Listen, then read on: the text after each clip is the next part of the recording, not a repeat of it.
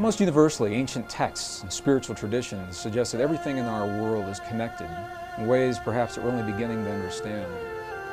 This field of energy, this subtle field of energy, is in fact described by Western scientists as a net or a web that creates what they call the underlying fabric of all creation. This field of energy has been here from the very beginning. It is an intelligent field, an intelligence that responds deeply to human emotion. We must feel the feeling as if the prayer has already been answered. And in that feeling, we are speaking to the forces of creation, allowing the world to respond to us, allowing this field, the quantum hologram, the mind of God, to respond to us with what it is that we are feeling within our hearts. What would it mean if we discovered that each moment of our lives is part of a conversation, an ongoing dialogue with the universe around us? What if everything that happens in our lives, from the healing in our bodies to the peace of our world, to our marriages, our families, our romances, our divorces, all the things that we see as life in each moment of every day, what if they're a reflection of this intelligence, this field of energy that the ancients described in their language, and now that Western science is beginning to describe in a language that we recognize? The world, in essence, is nothing more and nothing less than a reflection of what we have become from within, our thoughts, feelings, emotions, our beliefs, our prayers. And as we look at the world around us and we see a world that so many people is changing so very, very fast, some people feel the world is absolutely out of control, feel powerless to do anything about it. These subtle principles remind us that we're part of all that we see. We must become the very things that we choose to experience in life.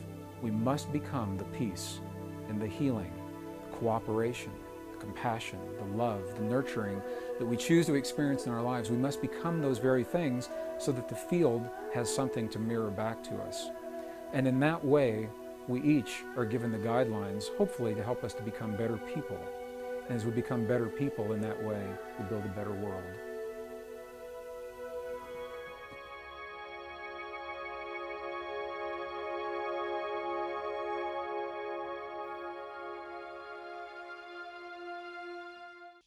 Modern science is beginning to accept that we are indeed part of a vast web of connection that encompasses not only life on this planet, but the solar system and beyond. An energetic connectivity between all living systems. So as we sit here tonight, there's an energetic connectivity between all of us. And when I asked you to just close your eyes, do some heart-focused breathing, and activate a positive emotion like appreciation, it creates a change in that field environment. It connects us differently, energetically, and sets, again, the baseline for us to have an experience together this evening. Here's a belief that I have. I believe that we all live in this field of energy that reflects back to us not just what we think in our minds, but especially what we feel in our hearts. And that when we put that out from the heart like that, with sincere, genuine appreciation for the good things we have in our life, for ourselves and for each other, it does imprint that field that then reflects back to us something different, a different perception of ourselves, of reality, a different level of magnetic draw towards the things that are going to be fulfilling to us. Not only that, my belief is it imprints that field in ways that then influences the general field as a whole and helps others. So the little exercise we did right then was an act of service not only to ourselves but to humanity. And the ego has a very strong belief system that who I am is separate from everybody else. And then another component of the ego teaches us that I'm also separate from everything that's missing in my life, from all the things that I'd like to have.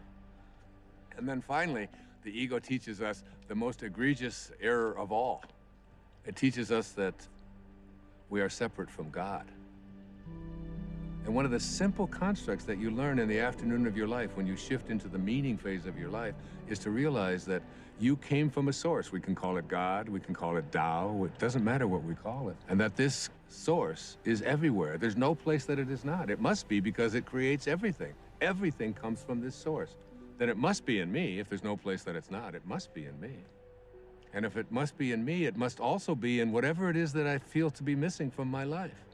If you know that, then in some way, everything that's missing from your life that you would like to have, you're already connected to it in spirit. And all you have to do is figure out a way to align yourself with that and have a knowing that you're already connected to it. You just have to bring it on its way. And the That's way that you intense. think and process. What was that out loud? Yeah, you just said that out loud. Sorry. That's okay. It is intense.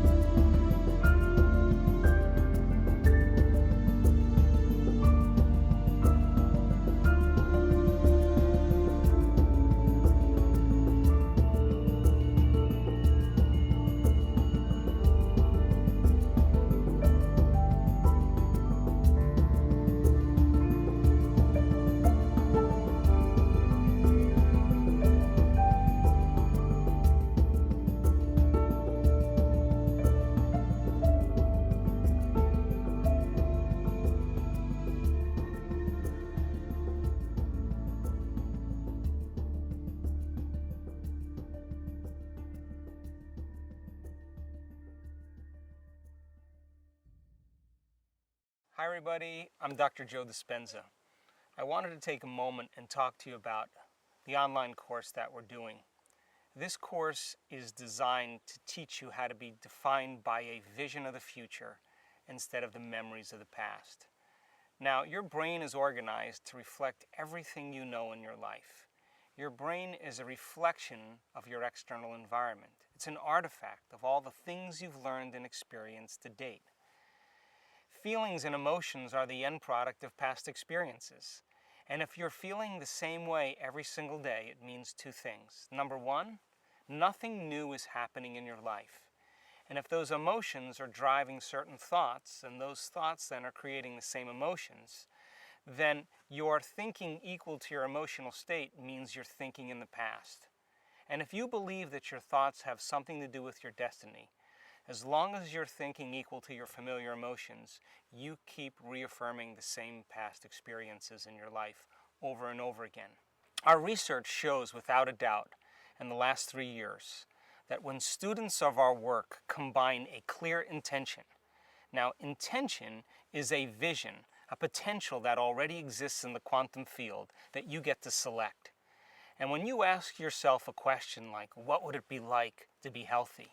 What would it be like to be wealthy? What would it be like to be free or to be in love?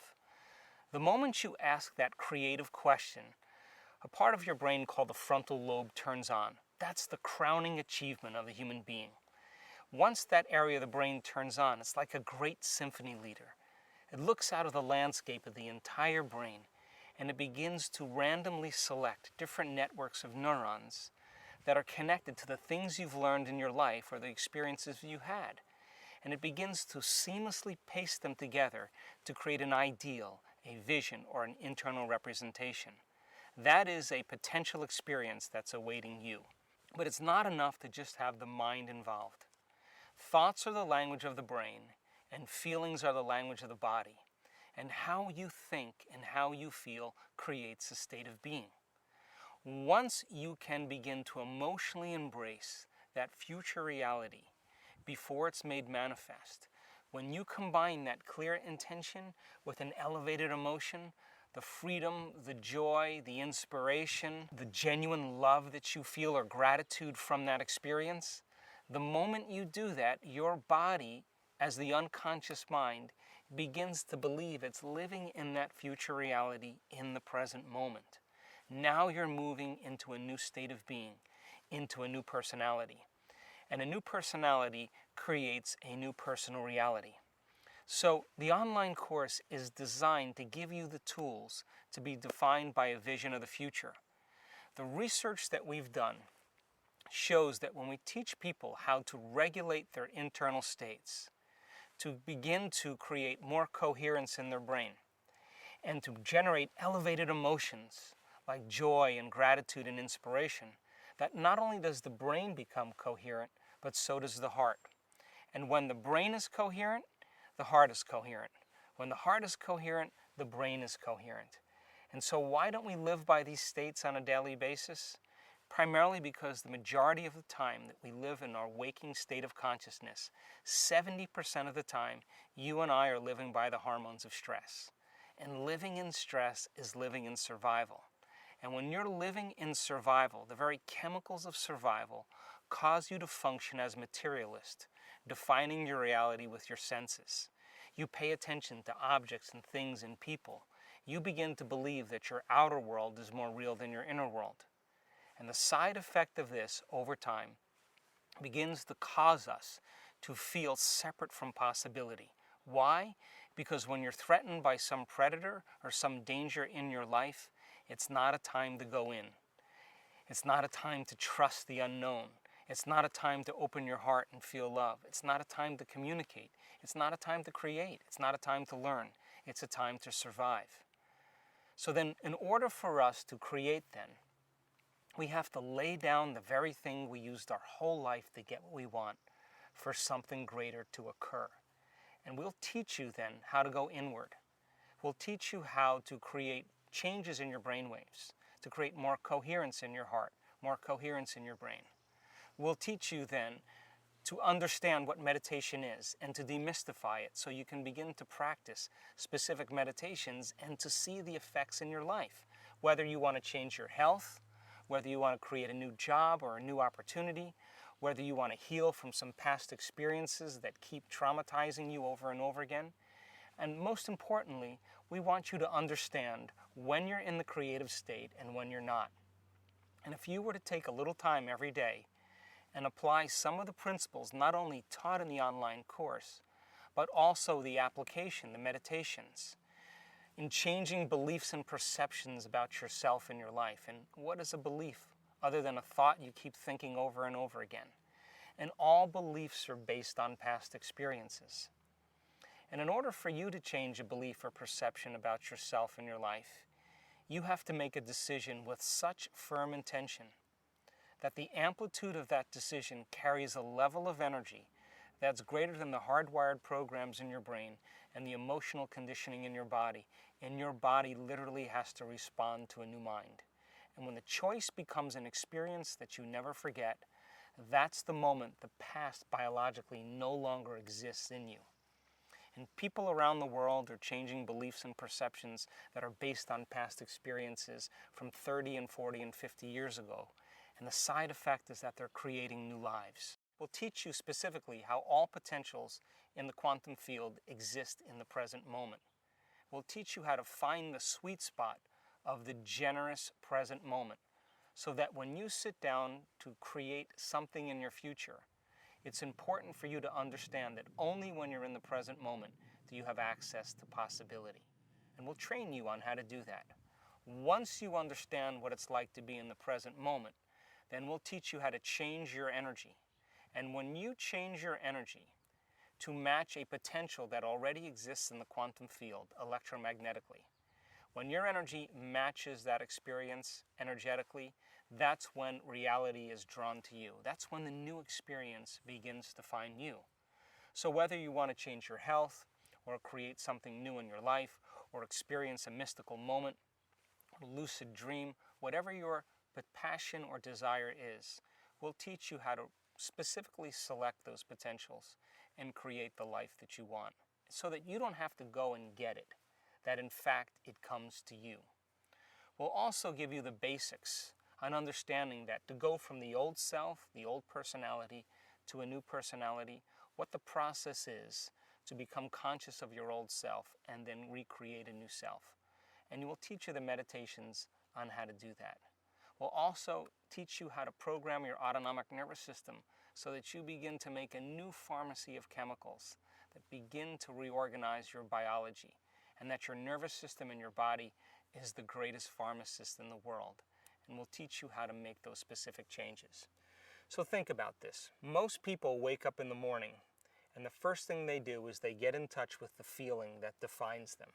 The moment they get in touch with that feeling, whether it's suffering or guilt or shame or judgment or unworthiness, they begin to start their day from that emotional state. In other words, they're already living in the past.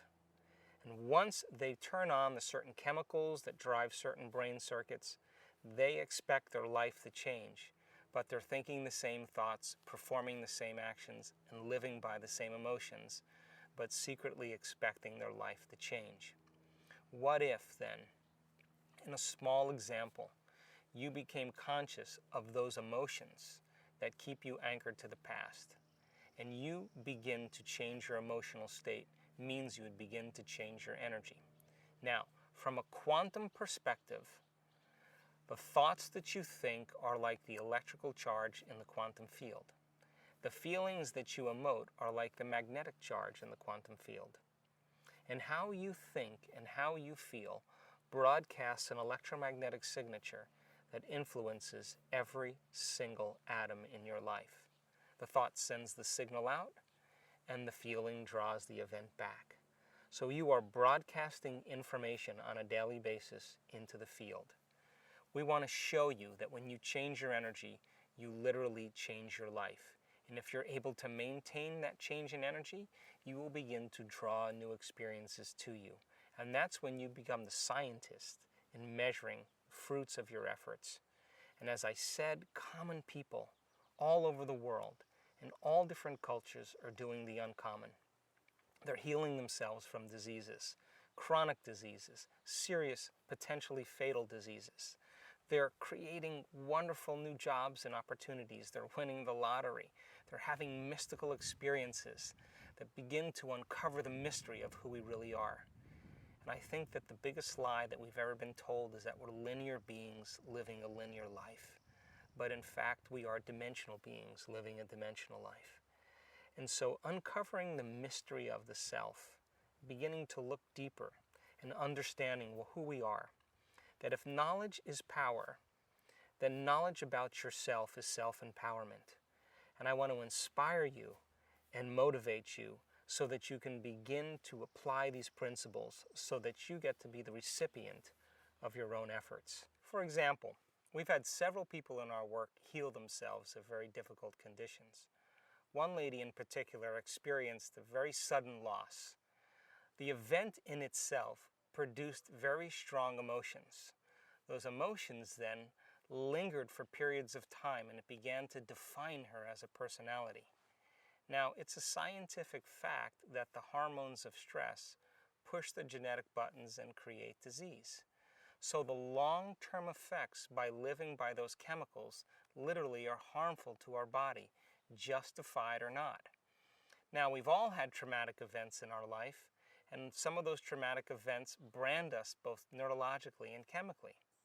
In this woman's experience, the event was so traumatic that the emotions lingered for weeks and months and finally years. It became part of her identity. And so, as a result of the long-term effects and her personality being defined by the past instead of the future, living by those same emotions began to break her body down. In a very short amount of time, she developed paralysis from the waist down. The result of the effect of the paralysis created more stress in her life. Now she couldn't work. She couldn't take care of her children. She couldn't make any money. She couldn't take care of her house. She had to get assistance from other people, and her mother had to move in with her. And because of all of the effects of those circumstances, her stress hormones went up. In a short amount of time, she developed ulcerations on all the mucous membranes of her body. Those mucous membranes with all the ulcers caused her to no longer eat properly. She couldn't eat. And because she couldn't eat, the chemical imbalance from no longer eating enhanced her stress levels even further. Within 3 to 4 months, she developed esophageal cancer. Now, this woman was smart enough to realize that probably the effect of those chemicals were the reason why she developed her condition. In other words, she said to herself, if I created this condition because I was living by this event, in other words, emotionally I was attached to my past, is it possible then to uncreate it and create something else? So she began the work and the meditations, and every single day, whether she felt like it or not, she practiced her meditations. And for sure, she had certain days where she didn't feel like doing her meditations because she didn't feel well, but she did them anyway. She also made the decision that she wasn't going to get up from her meditations until she was in love with life. Now, to the materialist, the person who's defining reality with their senses, to the materialist, there's no reason for her to be in love with life. Why?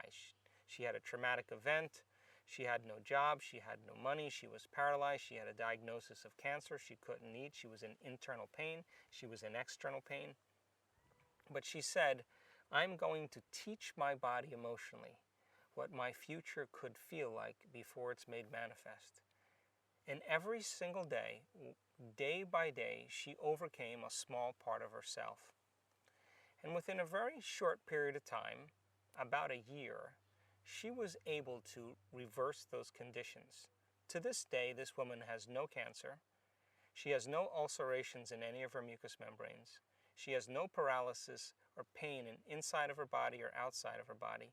And she has a new life. So new personality creates a new personal reality. The disease exists in the old personality. She's literally become someone else.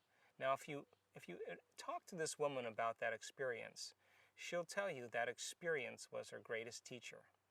Most of us, though, when we can't overcome an experience, when someone says to us, "Why are we this way?" we typically say, "We are this way because of some event that's happened to us in the past," which means I haven't been able to change since that event. That event altered me emotionally. But once we understand that we can be defined by a vision of the future instead of the neurocircuitry and chemicals and emotions of the past, this is when we change our personality and we create a new personal reality. So why the online course? We decided that the best way to give you the most important material is to consolidate two different workshops, our intensive workshop and our progressive workshop. Both of these workshops are taught around the world, and we decided to piece them together into one, gather the most important information, put the most important meditations with it, and then give it to you in the comfort of your own home. And then you can practice each piece on a weekly basis and monitor your own progress. We think it's the best course yet. I invite you to come and join me. Thanks for listening. Well, the question comes up often as to whether or not we can actually measure human emotion. What scientists are now documenting is the effect of emotions upon the heart field. The human heart is now documented as the strongest generator of both electrical and magnetic fields in the body. Now, this is important because we've always been taught that the brain is where the action is. The brain has an electrical field, it does have a magnetic field, but they're relatively weak compared to the heart. The heart is about 100 times stronger electrically and up to 5,000 times stronger, 5,000 times stronger magnetically than the brain. And the reason this is important is because the physical world as we know it is made of those two fields of energy, electrical and magnetic fields of energy, electromagnetic fields. Our own physics books now tell us if we can change either the magnetic field of an atom or the electrical field of the atom, by doing that we literally change that atom. We change the stuff that our bodies in this world are made of. And it appears now that the human heart is designed to do both, to change both the electrical field and the magnetic field of our bodies and our world, and they do so in response to the emotions that we create between our heart and our brain. Well, I've had many questions from people asking me how these discoveries relate to what is now known as the law of attraction. At a very high level, in broad brushstrokes, they may give us insight into the relationships. But when we get deep, deep, deep into the findings as well as the ancient teachings, what we find is this: it's less about attraction and more about a mirroring. And here's what I mean by that. The world around us, our own science now is telling us there's a field of energy that underlies all physical reality, and it is known now by names that range from simply the field. Lynn McTaggart wrote a beautiful book entitled The Field about this quantum essence. Some people call it nature's mind. Some scientists call it the mind of God. Some call it the matrix. Some call it the divine matrix.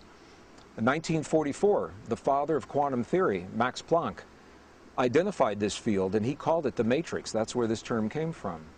And what we're now beginning to understand is that when we create the feelings of what we choose to experience in our lives, everything from conscious choices of the perfect relationship or abundance in our lives, or the healing in our bodies, or the healing in the bodies of our loved ones, that those feelings are creating the patterns of magnetic and electrical field in our hearts that are literally rearranging the stuff of this quantum soup, this quantum essence, allowing the pattern of what we have claimed in our hearts to become manifest in the world around us. So it's less about attracting from a scientific perspective and more about consciously creating the template within us, knowing that the stuff of the universe will congeal around that template in the world around us to simply mirror, reflect what we've claimed. In other words, a very simple way of looking at this, and we've all heard this before, is that we must become in our lives the very things that we choose to experience in our world. And now the science is giving us a very good reason to understand why that is. Here with us today, he wrote these two wonderful books, The Biology of Belief, this is a bestseller, and his latest book, The Honeymoon Effect. Folks, if you read these books, they will empower every aspect of your life on a cellular level, onto what you produce, what money, the love, and everything you have. If you really digest these books and go through, and he's got all these different healing modalities, take it on board, work on your subconscious, get the negative energy out of your body, and these will actually totally change your life. Bruce, thank you so much for coming on the show, man. Ty, thank you so much for this opportunity. I so appreciate everything you guys are doing and changing our world for the better, so thank you. No, thank you, sir. Thank you. So we've got a few questions for you today, obviously, Bruce. The first one, say if someone hasn't read these books, yes, and maybe they haven't come to that point where they realize they are a co-creator in this magnificent life of ours, where's a nice place for them to start, like a good starting point? Well, the first thing is to really understand that we've been programmed. And you know, most people see the movie The Matrix, and you think, well, The Matrix is a science fiction movie, but it's actually a documentary. And that the issue is that our lives are really coming from the program and not from our deepest wishes and desires.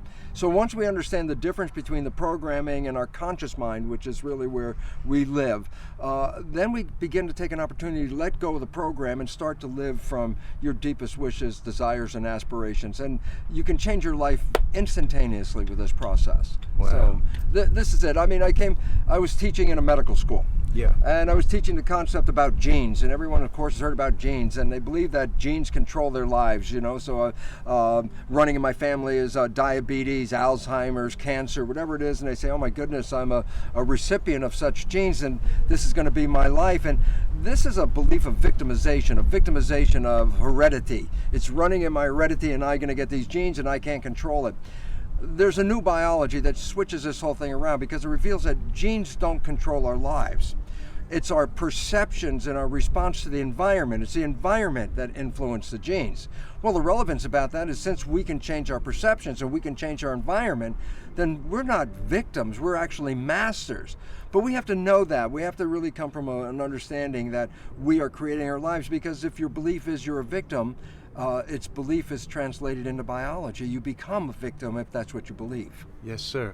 So you kind of proved scientifically and biologically that the proof of that we in fact are in control of our genes, that our genes aren't controlling our lives. Can you give us a brief sort of bird's eye view of how you proved that, Bruce? Yeah, it's a wonderful, simple experiment. About 47 years ago, I was cloning stem cells. Now, about 47 years ago, there's only a handful of us in the whole world even knew what a stem cell is. A stem cell is an embryonic cell in your body.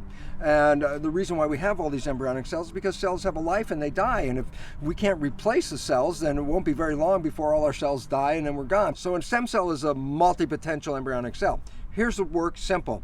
I get one stem cell, put it in a dish by itself, and it divides every 10 hours. So first 1, and then 2, 4, 8, 16, and the cells keep going. After a week, I've got 50,000 cells in the Petri dish.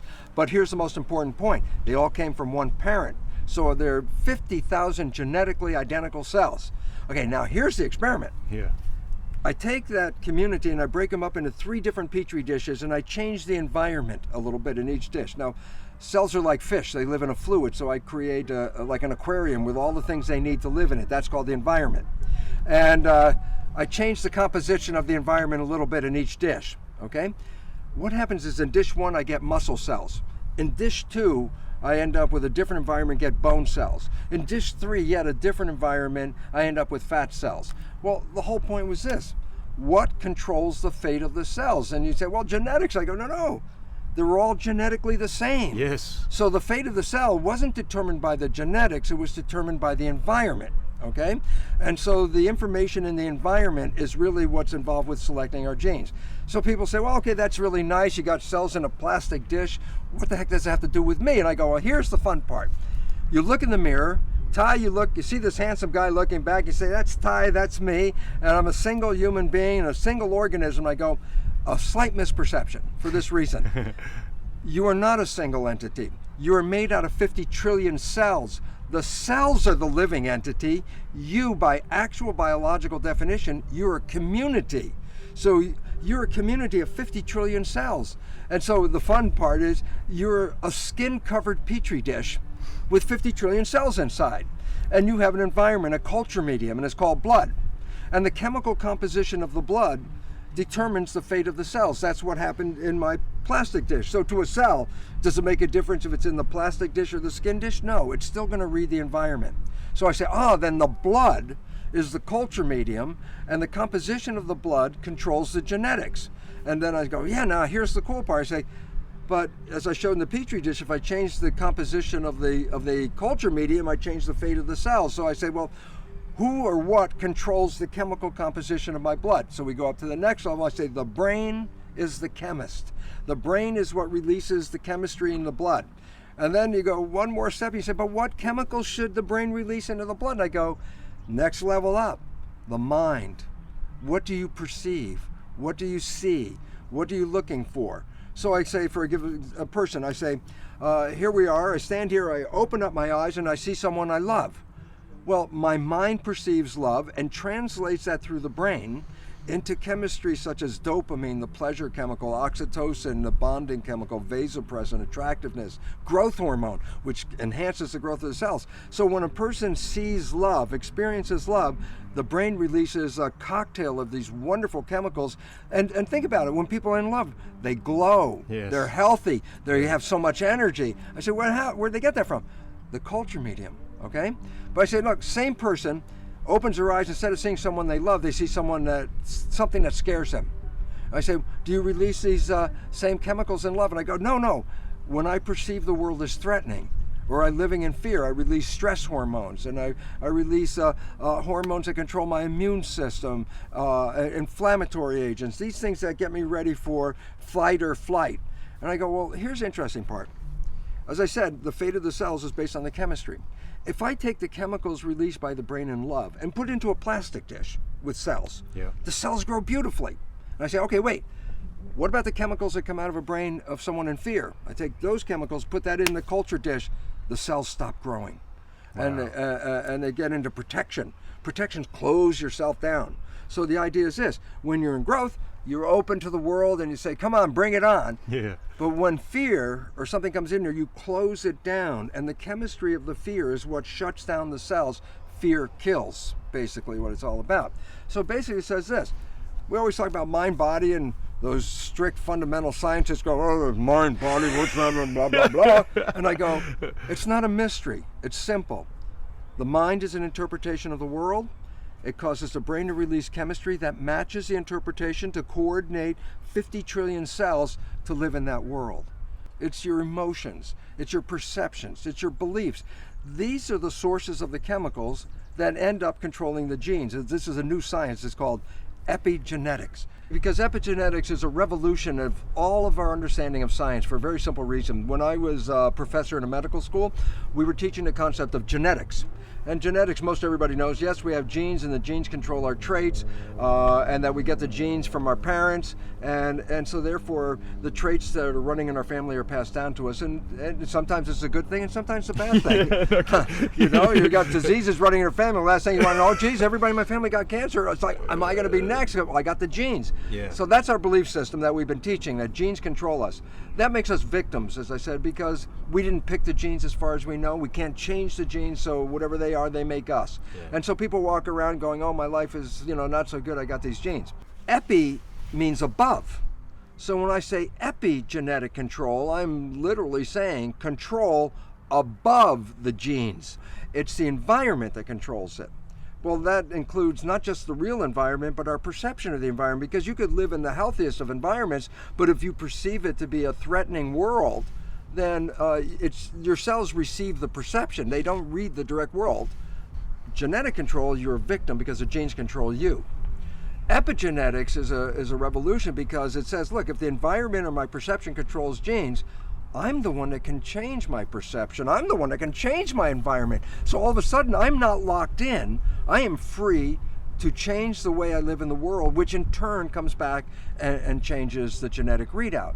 And this is really what's so profoundly important. For example, a lot of people talk about the placebo effect. Yes. And they say, well, what's the placebo effect? Well, this pill is going to cure you. It's the greatest new science in the world.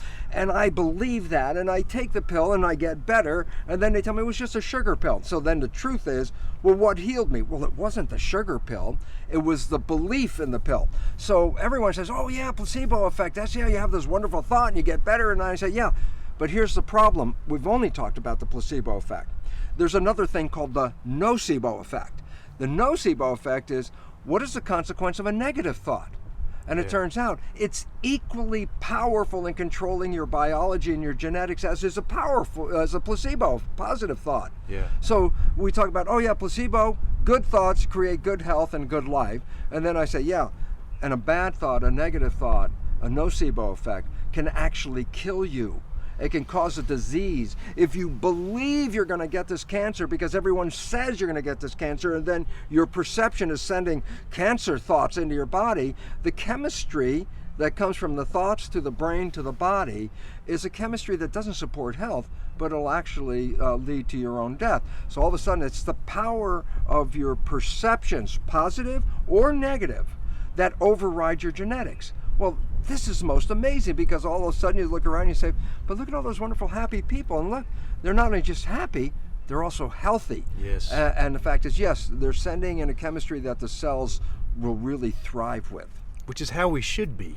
Well, that's our intention, isn't it? Yeah. And that's what we want. But then we've been programmed to believe other people's stories about us, and this is especially true in the conventional medical world. Think about it.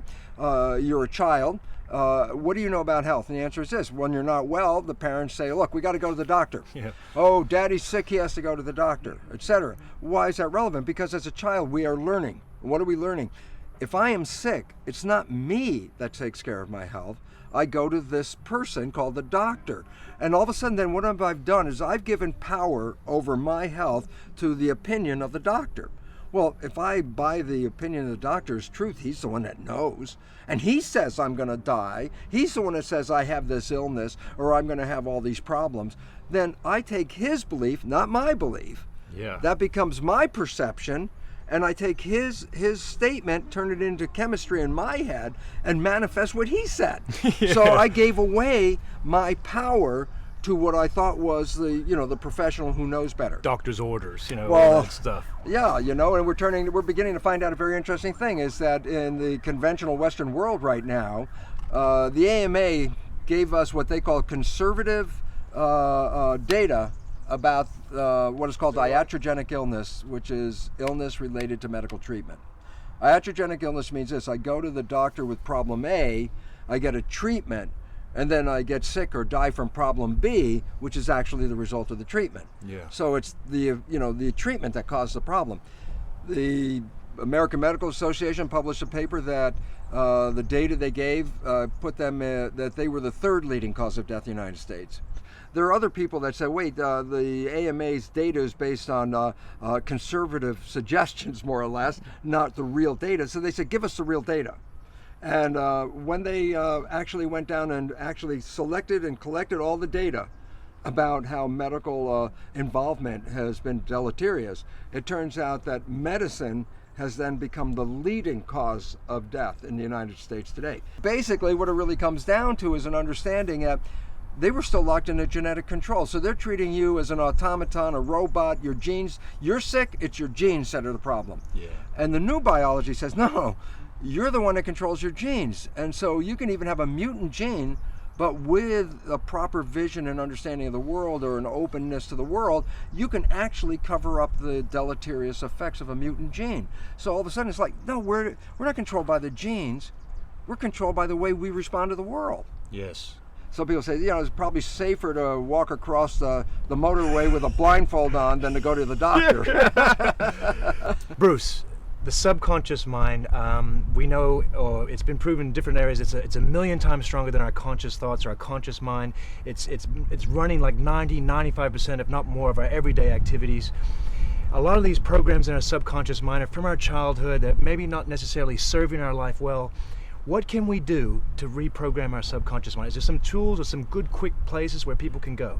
Yeah, one of the most important things, because the subconscious mind really has fundamental programs of life that we acquire from our parents, our family, our community between the last trimester of pregnancy and the first 7 years. So this is why nature created the first 7 years of a child's life to download how to be a member of a family and a society and a culture by strictly observing other people. It's actually a brain function. It's a equivalent of hypnosis. Yes. Okay. So the fundamental programs of your subconscious are not yours. The conscious mind is yours. That's the creative mind. Well, the issue is that the conscious mind can travel in time. What are you doing next week?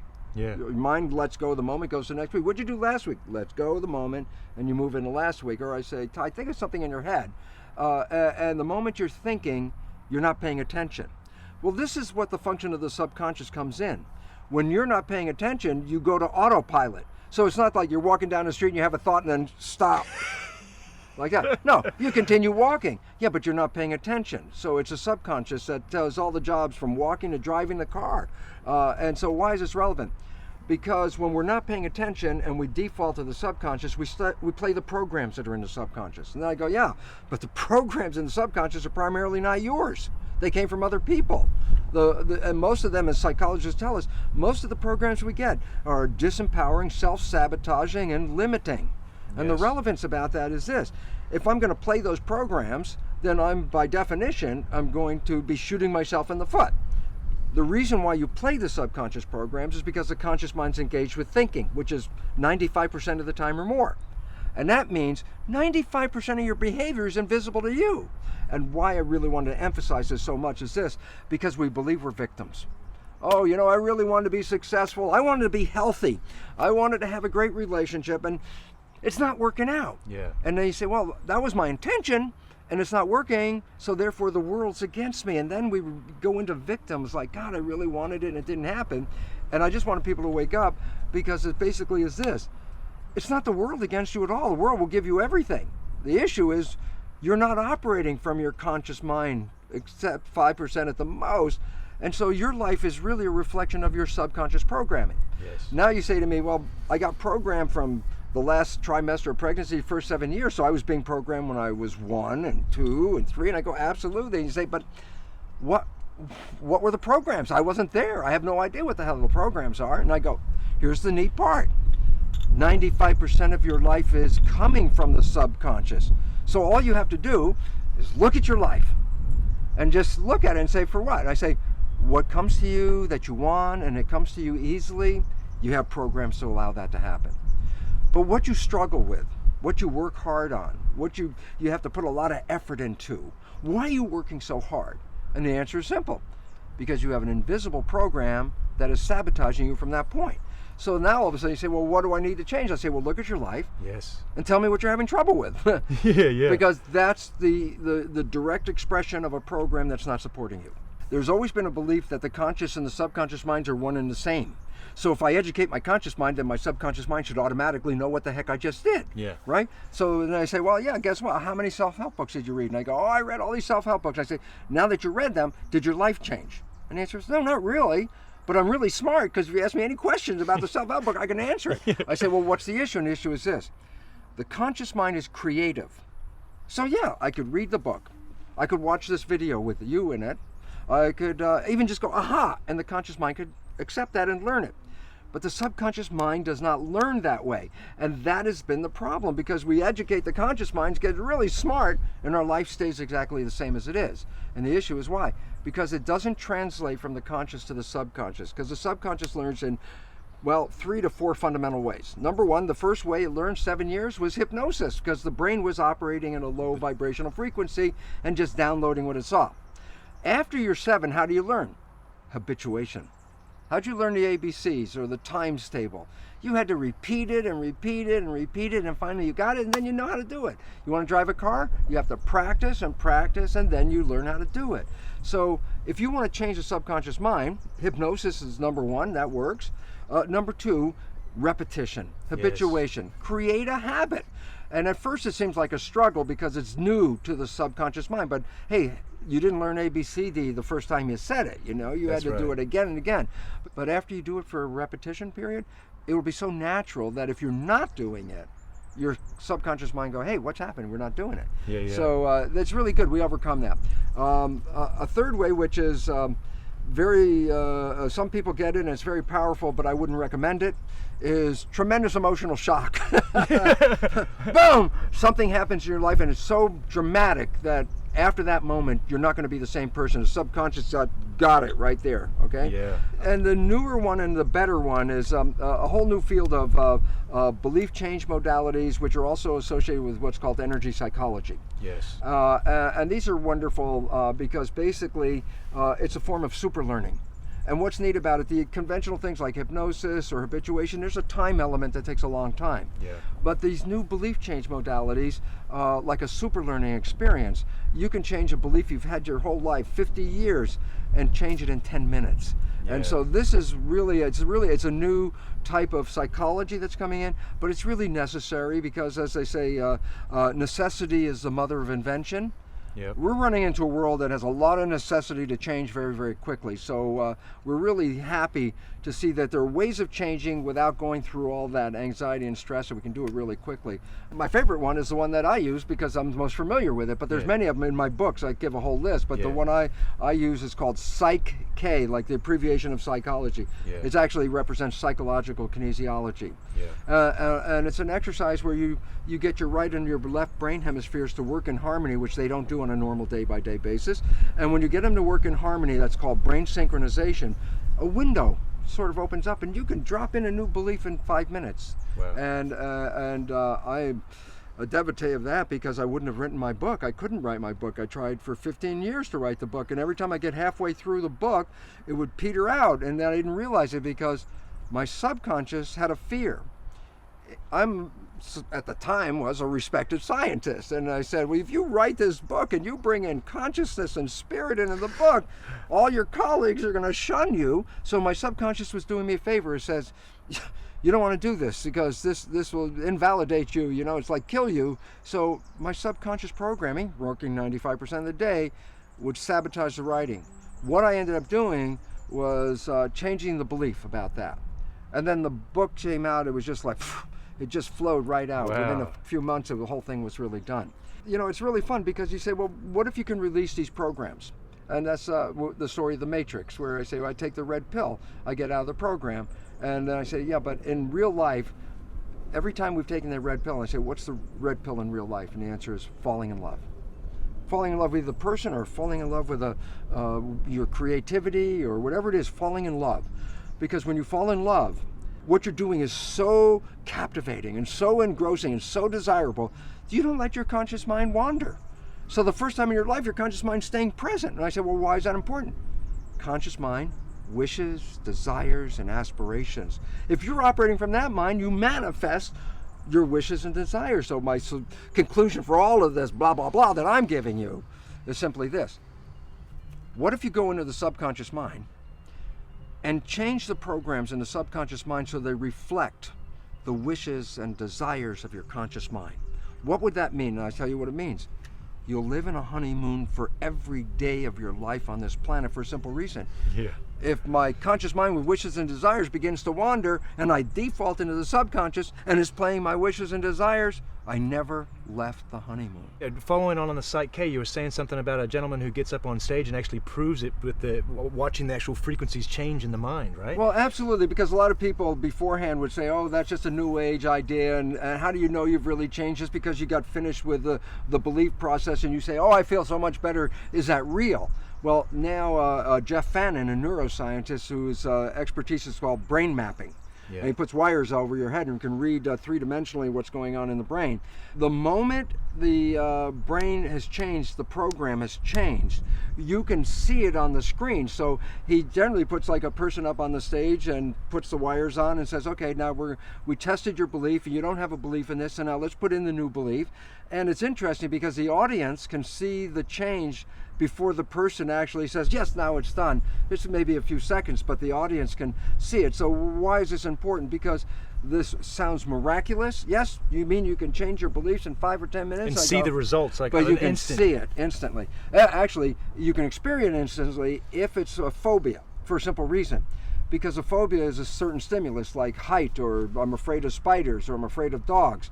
Then I say, okay, good, let's go through the belief change. You come out and I say, well, how am I afraid of spiders now? I can show you instantly. Here's a spider. And all of a sudden, 10 minutes before, it freaks you out. Now it's like, oh, all of a sudden your complete biology changed. So you can see that. But a lot of people's beliefs involve something dynamic. They have to do with relationship to others and people or jobs. So they actually have to go out and then they look back and go, whoa. This is so different than it was before. Most people's stresses are not real immediate emergency stresses at all. They're beliefs of a fear. that they won't have something, they won't have a job, they won't have food, they won't have a friend. And it's not that they don't have them right now. They're thinking about, oh, if that happens. And that's where the stress comes from. And that's why 90% of the people are in fear, because they recognize that their future is uncertain.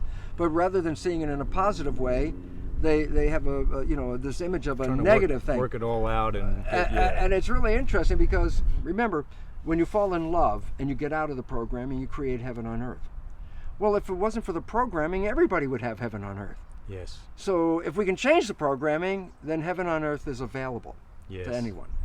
If you take a tuning fork, you have two tuning forks and they're tuned to the same frequency, you hit one tuning fork, the other one vibrates as well, because the vibration from one is the same resonance, harmony of the other one. And so that's called harmonic resonance, where two things vibrate at the same vibrational frequency.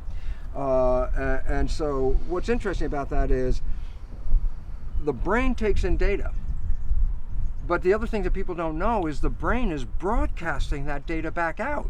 So I say, oh yeah, I can put wires on your head and read your brain activity. And I go, yeah, and people, well, that's just a connection to the skin. There's a new way of reading brains. It's not, the one with wires is called electroencephalograph, electric reading of the brain. The new one is called magnetoencephalograph. So it's reading the magnetic fields generated by the brain. But here's what's critical. The probe isn't even touching the head. The probe is out here. Yes. What's the point? The point is this. Your brain is a tuning fork. If I send out a bad vibration, a bad vibe, it's not going to resonate with anything that's good out there. If there's something out there that has the same vibration as the bad vibe, which is really the image of the bad vibe, it will cause that to move, just like two tuning forks, right? Yes. So, interesting point. What comes into my life not by accident, but through harmonic resonance. What I'm sending out, I will bring back in. So if I'm afraid, then guess what? I find reasons to be afraid of. They find me, actually, because I'm broadcasting that frequency. So then you say, well, what's the resolution? The answer is, you're the one that's broadcasting the frequency. Recognizing I'm in a moment of fear and go, wait, stop. I'm the one that can push the stop button and say, I'd rather think of something different. Yes. And when you do, it's the most fabulous thing in the world, because now you're the one that says, I'm not a victim of these things that I was attributing to other people. I'm the one that's creating it. Well, if you're the one that's creating it, then you're the one that can change the creation to anything you really want. Go out there and love the world, and it will feed you all this stuff. Wow. And that is the nature of heaven, is to what? Go out and experience this planet. That's so cool, Bruce. Thank you so much. Ty, babe. You're such a your life's work. All right, folks, we've run out of time. Bruce Lipton has given us so much beautiful information, so much stuff has passed through us. We've got these two wonderful books, The Biology of Belief and The Honeymoon Effect. If you read these books and make them become part of you, do the work on your subconscious mind, get the negative energy out of your body, and really think about it all the time. If you do that and you really commit to it, folks, you can be, do, and have anything you want. You can be so much more than you are, and you can have love and that honeymoon effect in your life at all times. Thank you so much. I believe in you. Bruce believes in you. We love you. Thanks for tuning in. See you later, guys. Bye-bye.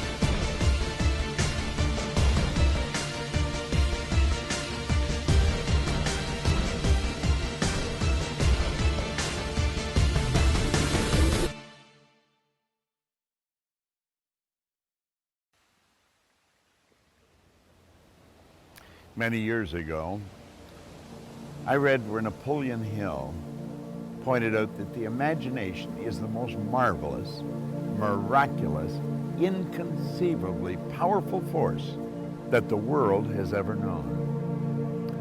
And you know, the average individual uses the imagination, if they use it at all, against themselves. They imagine what they don't want. They imagine problems coming.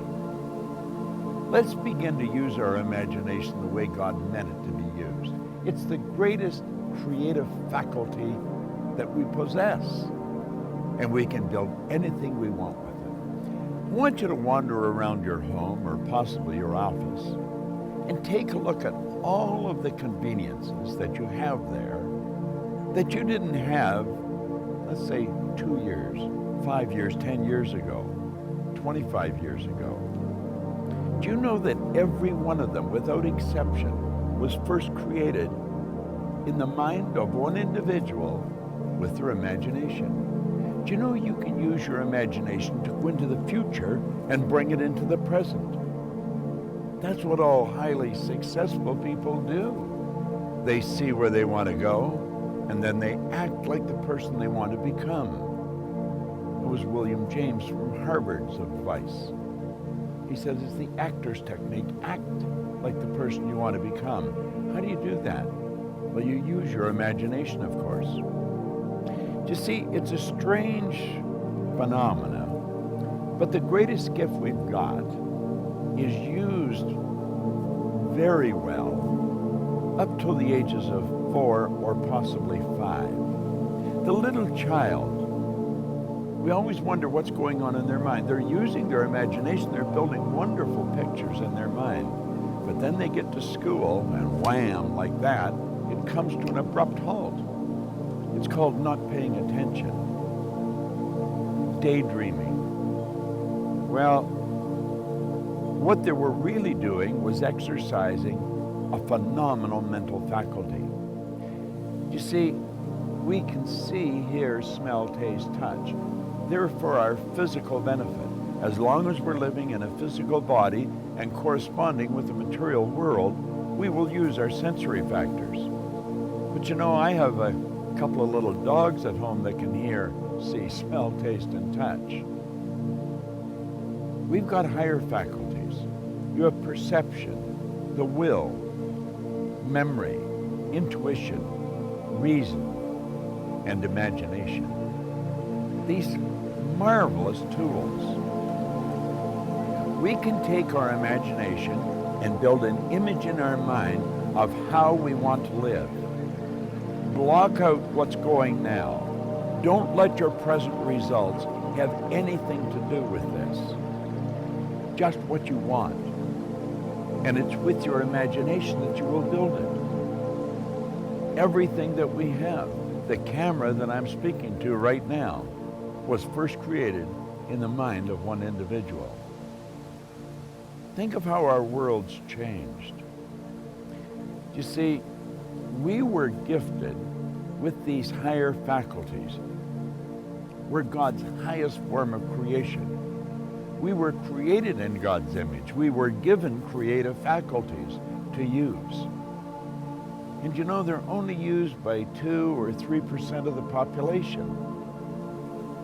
It's almost inconceivable that people would wander around with so much power and potential and squander it. See, the average person literally tiptoes through life, hoping they make it safely to death.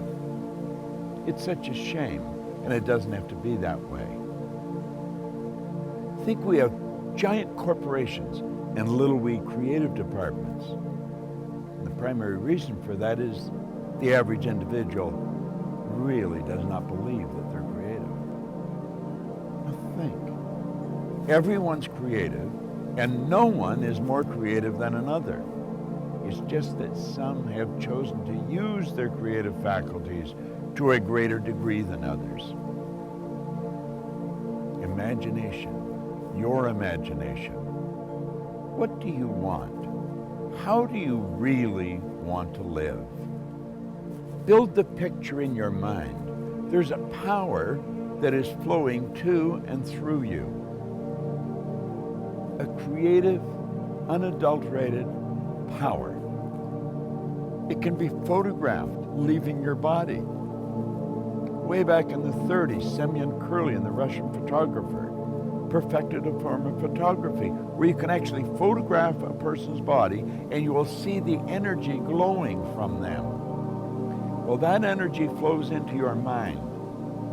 And it's the images you build in your mind that's going to dictate the vibration that this instrument you're living in is in. And the vibration on a conscious level is called feeling. Make certain that you exercise your imagination daily. Build beautiful images in your mind of how you want to live, and then hold those pictures there and live that way. The imagination, the greatest nation in the world, the imagination. You've got one. It's a marvelous creative tool. It deals with the invisible side of your personality. You see, no one will ever really see you. They'll only see your body, and they'll see you the great work that you do. Make certain that your work is great work. And if you keep your imagination alive, keep it active, you're going to have a phenomenal life. You know, life can get better every day, and it will get better every day through the proper use of your imagination. What a wonderful idea. This is Bob Proctor. Thank you.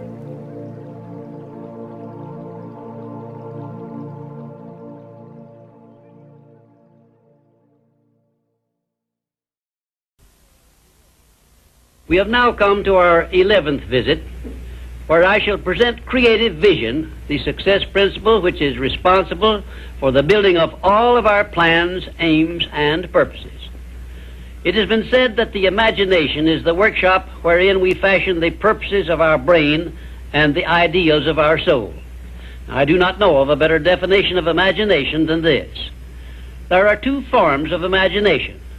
First, there is synthetic imagination, which consists of organizing and putting together of recognized ideas, concepts, and facts arranged in a new combination.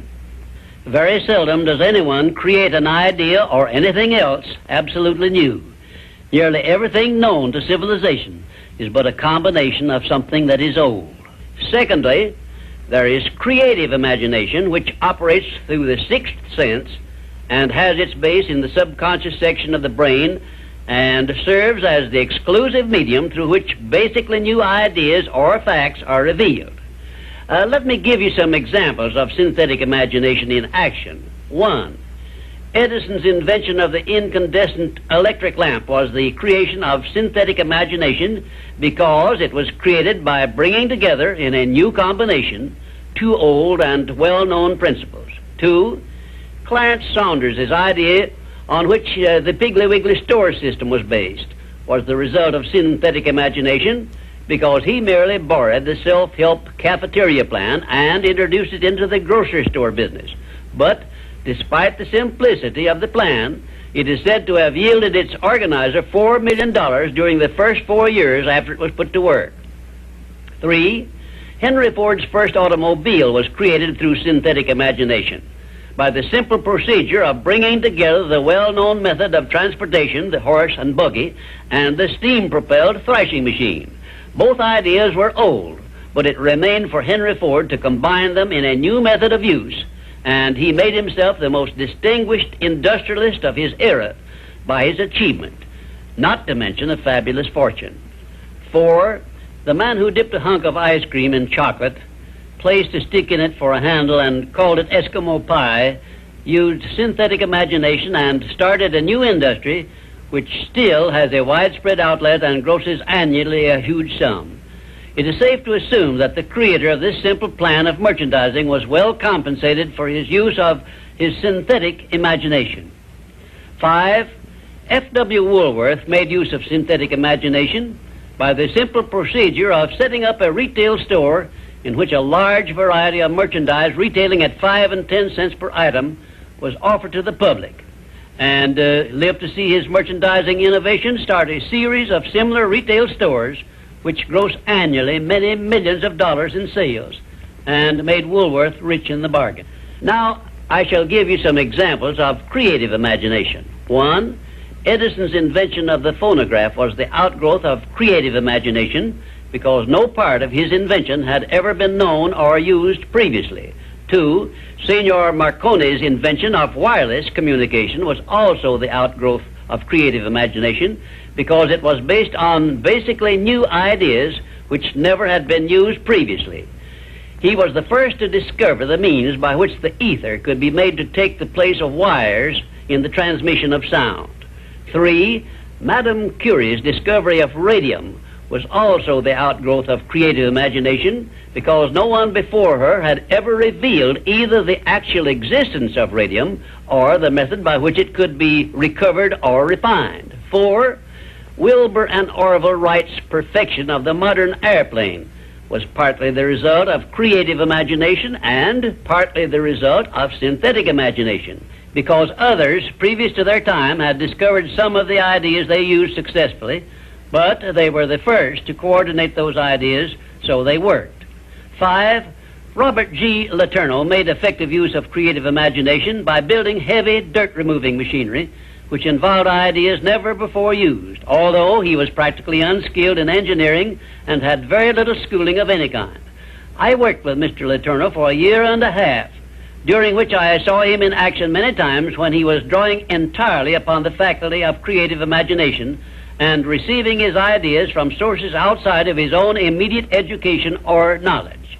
And right here, in case you have not already recognized the fact, I am bringing you very near the point where people sometimes tune in on their creative imagination and come up with ideas which benefit great numbers of people and make themselves popular and rich.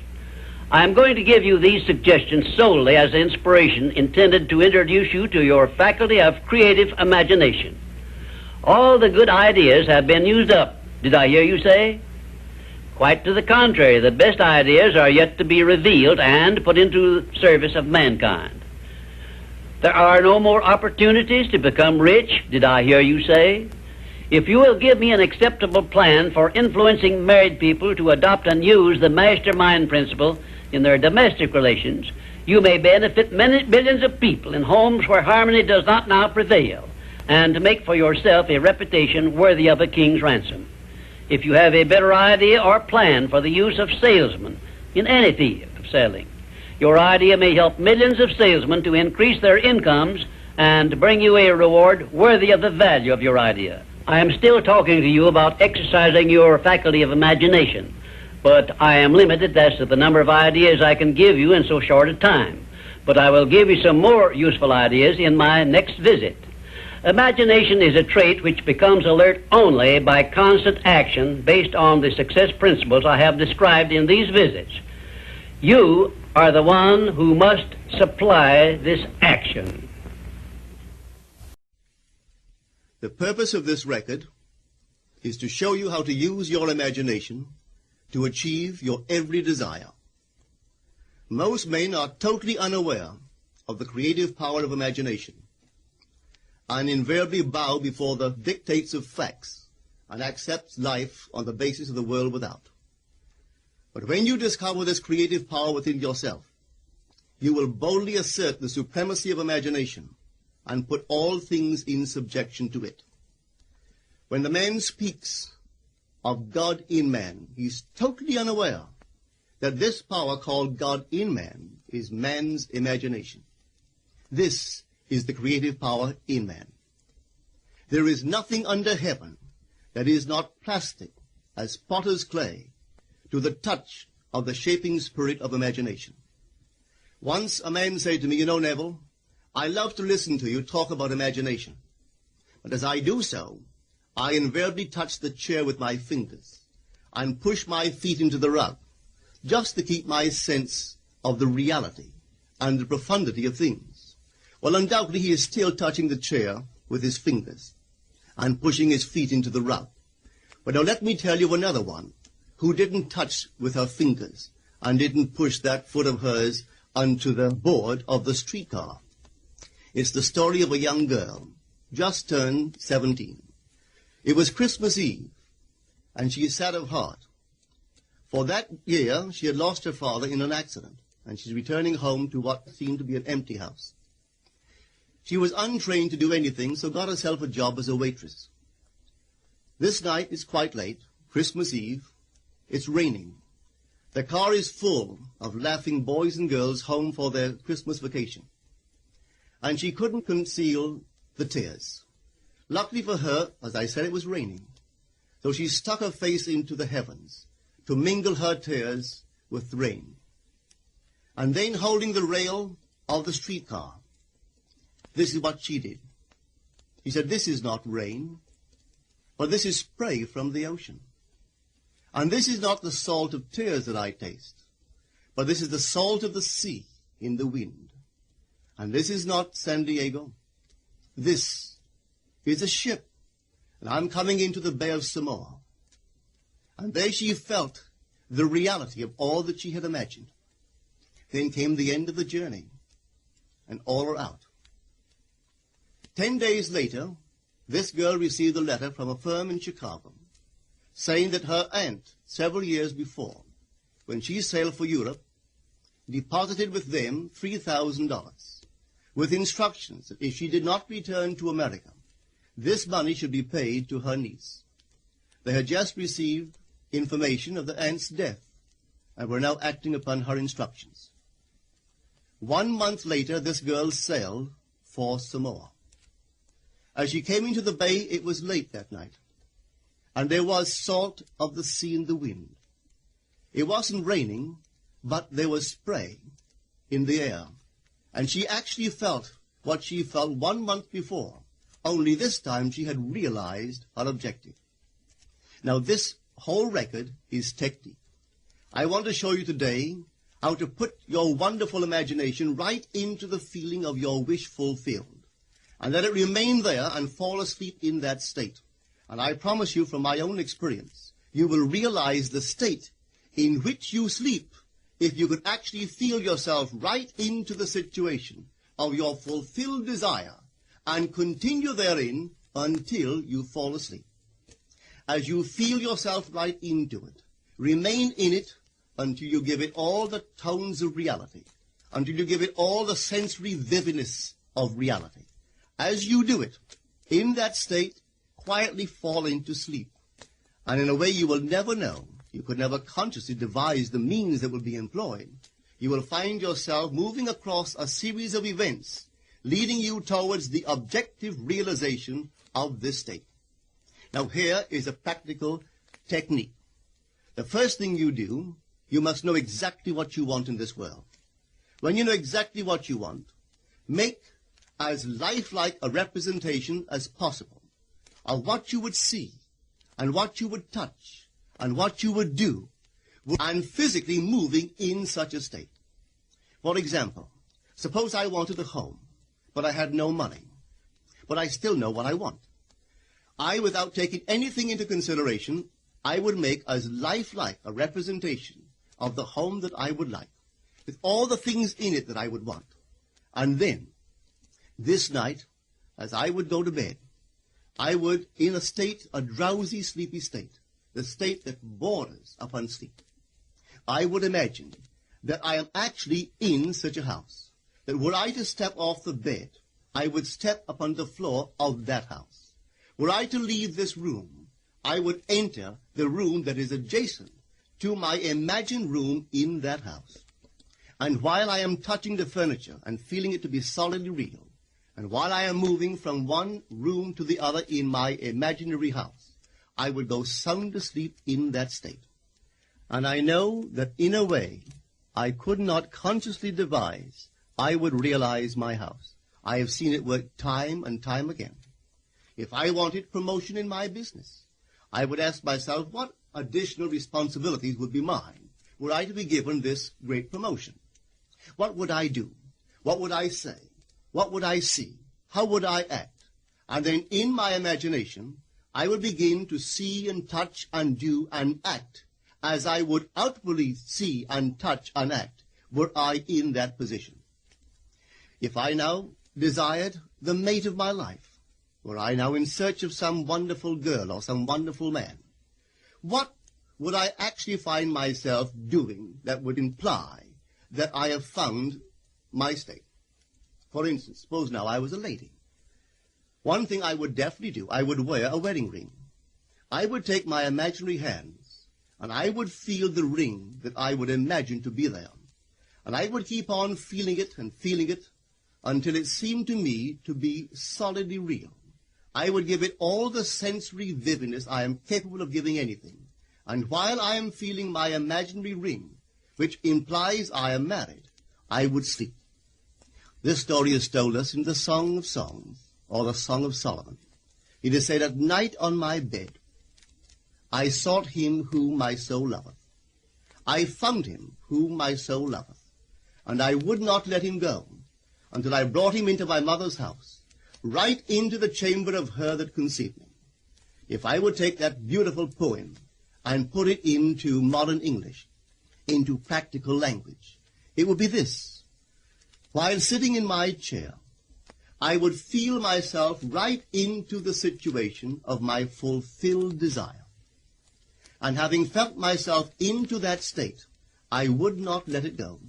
I would keep that mood alive, and in that mood, I would sleep. That is, taking it right into my mother's chamber, into the chamber of her that conceived me. You know, people are totally unaware of this fantastic power of the imagination. But when man begins to discover this power within him, he never plays the part that he formerly played. He doesn't turn back and become just the reflective life. From here on in, he is the affecter of life. The secret of it is to center your imagination in the feeling of the wish fulfilled and remain therein. For in our capacity to live in the feeling of the wish fulfilled lies our capacity to live the more abundant life. Most of us are afraid to imagine ourselves as important and noble individuals, secure in our contribution to the world, just because at the very moment that we start our assumption, reason and our senses deny the truth of our assumption. We seem to be in the grip of an unconscious urge, which makes us cling desperately to the world of familiar things and resist all that threatens to tear us away from our familiar and seemingly safe moorings. But I appeal to you to try it. If you try it, you will discover this great wisdom of the ancients, for they told it to us in their own strange, wonderful, symbolical form. But unfortunately, you and I misinterpreted their stories and took it for history when they intended it as instruction to simply achieve our every objective. You see, imagination puts us inwardly in touch with a world of states. These states are existent. They are present now. But they are mere possibilities while we think of them. But they become overpoweringly real when we think from them and dwell in them. You know, there's a wide difference between thinking of what you want in this world and thinking from what you want. Let me tell you, when I first heard of this strange and wonderful power of the imagination, it was in 1933 in New York City. An old friend of mine taught it to me. He turned to the 14th of John, and this is what he read. "In my Father's house are many mansions. If it were not so, I would have told you. I go to prepare a place for you. And if I go and prepare a place for you, I will come again and receive you unto myself, that where I am, there ye may be also." He explained to me that this central character of the Gospels was human imagination. That mansion was not a place in some heavenly house, but simply my desire.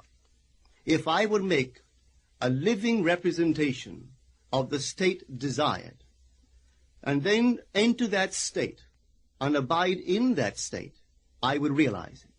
At the time, I wanted to make a trip to the island of Barbados in the West Indies, but I had no money. He explained to me that if I would that night, as I slept in New York City, assume that I was sleeping in my earthly father's house in Barbados, and go sound asleep in that state, that I would realize my trip. Well, I took him at his word and tried it. For 1 month, night after night, as I fell asleep, I assumed I was sleeping in my father's home in Barbados. At the end of my month, an invitation from my family came, inviting me to spend the winter in Barbados. I sailed for Barbados the early part of December of that year. From then on, I knew I had found this Savior in myself. The old man told me that it would never fail. Even after it happened, I could hardly believe that it would not have happened anyway. That's how strange this whole thing is. On reflection, it happens so naturally. You begin to feel or to tell yourself, well, it would have happened anyway. And you quickly recover from this wonderful experience of yours. It never failed me if I would give the mood, the imagined mood, sensory vividness. I could tell you unnumbered case histories to show you how it works. But in essence, it's simple. You simply know what you want. When you know what you want, you're thinking of it. That is not enough.